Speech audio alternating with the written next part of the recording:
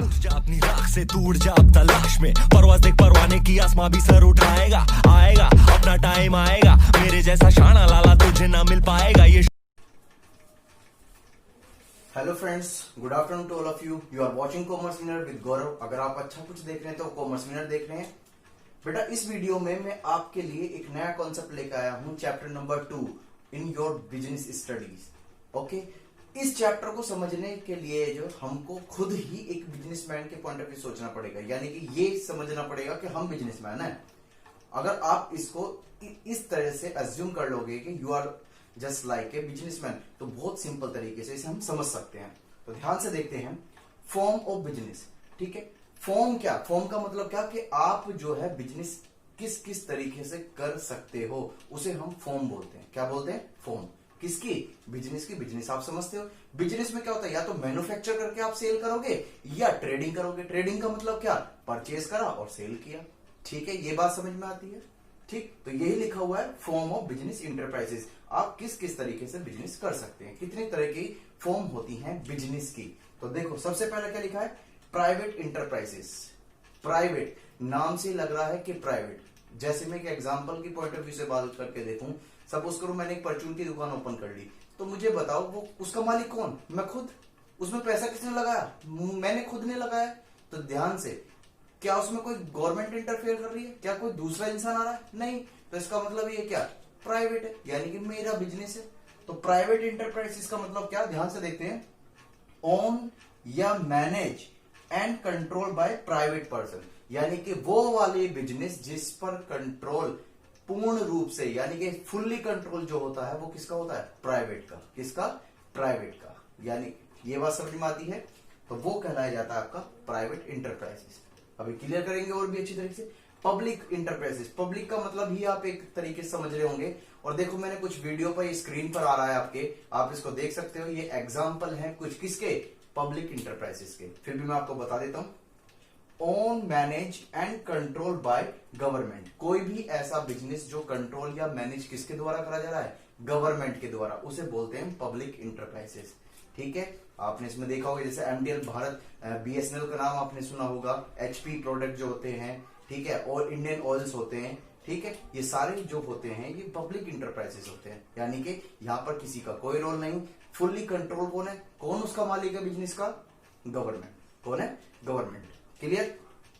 फिर third form बचती है आपकी जॉइंट सेक्टर इंटरप्राइजेस। नाम से ही समझ में आ रहा है जॉइंट। जॉइंट हम वर्ड कब यूज करते हैं? जब एक चीज किसी दूसरी चीज के साथ जुड़ जाती है, तो बीच में जो कट जुड़ता है उसे हम जॉइंट बोलते हैं। तो जॉइंट का मतलब है इसमें कोई दो बातें आ रही होंगी। ओहो, तो ध्यान से देखो, own and manage and control by private and government, यानी कि वो बिजनेस जिसमें कुछ हिस्सेदारी गवर्नमेंट की होती है और कुछ परसेंटेज किसकी होती है? प्राइवेट लोगों की। वो सभी की सभी होती हैं आपके क्या? Joint sector enterprises. ये आपकी स्क्रीन पर आपको कुछ एग्जांपल मिल रहे हैं, इस एग्जांपल को देखो जॉइंट इंटरप्राइजेस के। क्लियर? इसको राइट डाउन करें, फिर आगे बढ़ते हैं।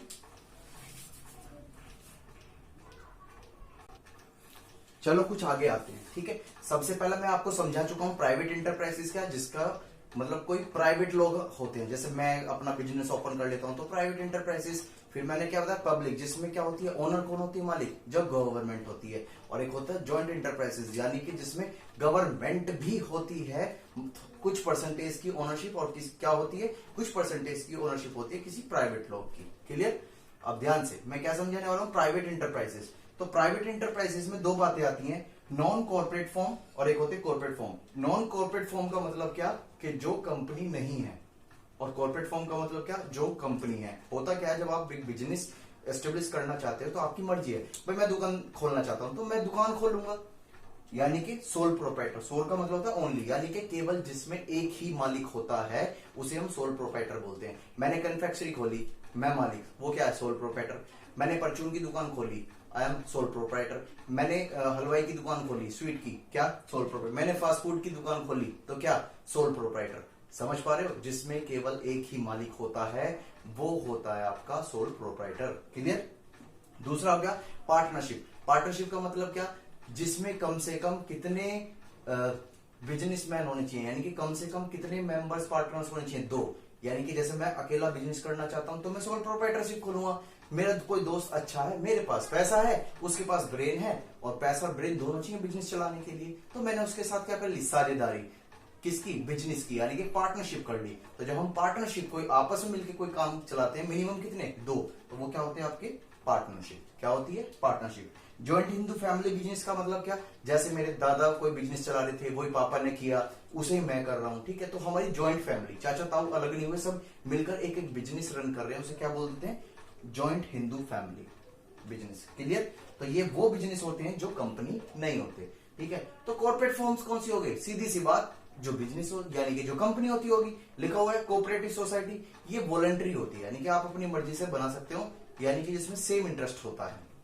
कोऑपरेटिव सोसाइटी जैसे आपने अमूल देखी है, मदर डेयरी वगैरह देखी है, सारी कोऑपरेटिव सोसाइटी है, कंपनी होती है। जॉइंट स्टॉक कंपनी, ये मान के चलो, अभी समझाऊंगा आगे। कंपनी का मतलब क्या भाई, जैसे आप छोटे लेवल पे कोई बिजनेस ओपन कर रखा है, ठीक है, तो यहां तक काम चल जाएगा। मैं इंडिविजुअल भी कर सकता हूँ, कोई पार्टनरशिप फर्म भी बना सकता हूँ, जॉइंट हिंदू फैमिली तो है ही, ठीक। अगर मेरा बिजनेस एक्सटेंड हो रहा है, अब मैं इसे कहां करना चाहता हूँ, ऑल ओवर इंडिया, एंड मैं चाहता हूं कि विदेश में भी काम करे, तो ध्यान से, इनसे बातें नहीं बनने वाली। फिर हमें क्या करना पड़ता है, उस बिजनेस को बड़ा बनाने के लिए अपने आप को कंपनी बनाना पड़ता है। क्या बनाना पड़ता है, कंपनी। ये बात समझ में आती है। जैसे अभी रामायण खत्म हुई, उसमें क्या थे, हनुमान जी अपना साइज क्या कर लेते थे, सिचुएशन के according change.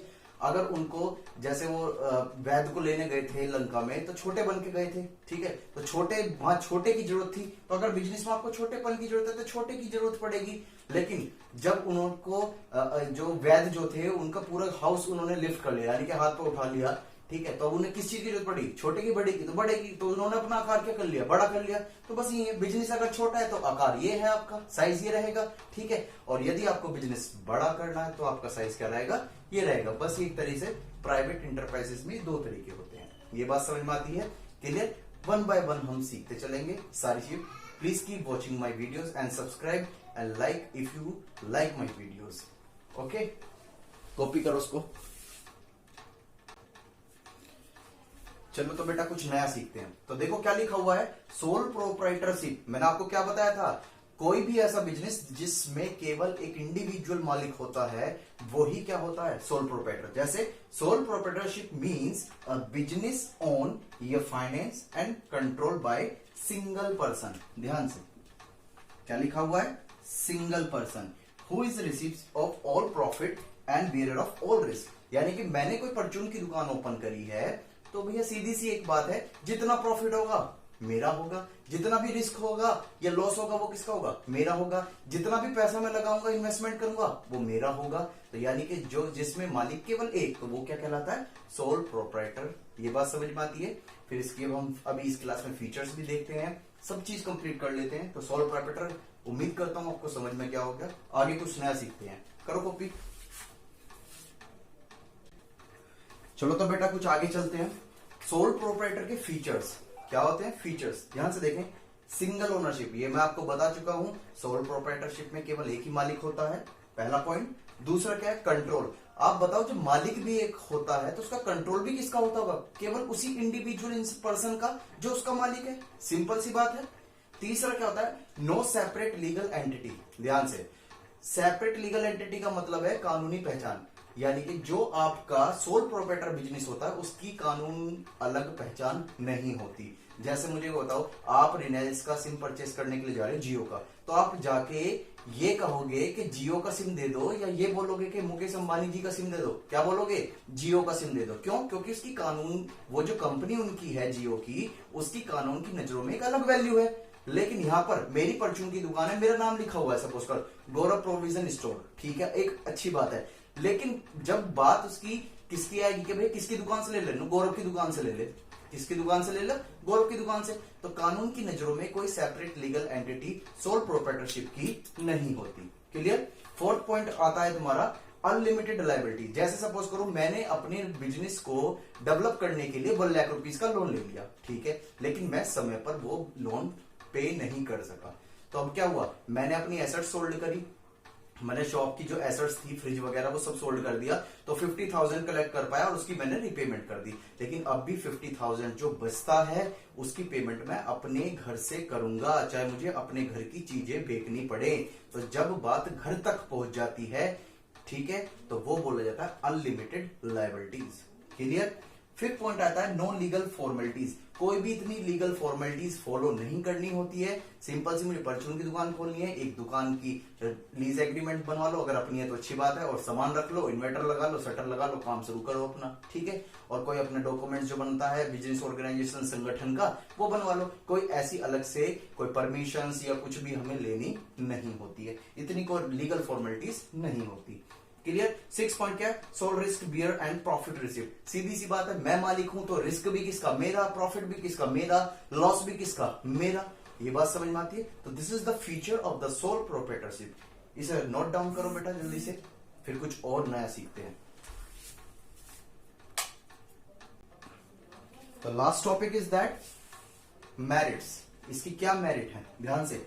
Easy to start and close, यानी कि आप जो सोल प्रोप्राइटरशिप होती है उसको आप आसानी से ओपन कर सकते हैं, और क्लोज भी। मैंने अभी आपको बताया, सपोज करो जैसे अभी हम स्टडी कर रहे हैं, लेकिन हम एक साइड इनकम अर्न करना चाहते हैं स्टडी के साथ साथ। मैंने परचून की दुकान ओपन कर ली, ठीक है, ओके। जब मेरी पढ़ाई स्टडी स्ट्रांग हो गई, मैं मतलब सक्सेस हो गया एक अच्छी तरीके से, तो मैंने क्या काम करा? अगर बिजनेस आपको कंटिन्यू रखना है तो कंटिन्यू रखो, नहीं तो क्लोज कर दो, ठीक। कोई भी गवर्नमेंट फॉर्मेलिटीज नहीं है। क्विक डिसीजन मेकिंग, भाई मैं ही मालिक हूं, मुझे ही फाइनेंस करना, तो डिसीजन भी किसे लेना होगा? मुझे लेना होगा। ये बात समझ में आती है? तो इसमें क्विक डिसीजन मेकिंग, यानी कि इसमें डिसीजन जो है वो आसानी से लिया जाता है और जल्दी लिया जाता है।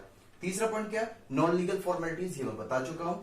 फोर्थ क्या? Limited funds are required. सीधी सी बात है, एक छोटा बिजनेस ओपन करना है तो फंड भी क्या चाहिए? छोटा ही चाहिए। ये बात समझ में आती है? तो इसमें लार्ज अमाउंट की कोई भी रिक्वायरमेंट नहीं है, इसलिए इसकी क्या बन जाती है? मेरिट्स बन जाती है।